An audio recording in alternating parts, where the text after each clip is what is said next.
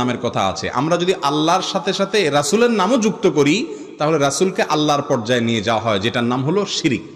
আর আমরা আজকেই আলোচনা করলাম যে মানুষের ঈমানকে সবচেয়ে দ্রুত ধ্বংস করে দেয় যে বিষয়টির নাম হলো শিরক। নবীকে ভালোবাসতে হবে এবং নবী করিম সাল্লাল্লাহু আলাইহি সাল্লামকে প্রাণের চাইতে, জীবনের চাইতে বেশি ভালোবাসতে হবে, কিন্তু তাই বলে তাকে আল্লাহর সমকক্ষ মনে করা যাবে না।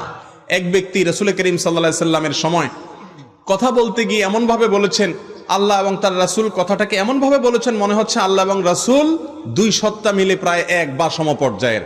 তখন নবীজি বলেছেন, বিসাল খাতিবু আন্ত, তুমি অত্যন্ত নিকৃষ্ট আলোচক, লেকচারার, ওয়াইজ, কারণ তুমি রাসূলকে আল্লাহর পর্যায়ে নিয়ে গেছো। আমাদের অনেক ভাইরা বলে আল্লাহ রাসূলের নামে, আল্লাহর নামে হয়, রাসূলের নামে হয় না। এভাবে বলতে পারেন আল্লাহর নামে, রাসূলের পদ্ধতিতে, রাসূলের বাতানো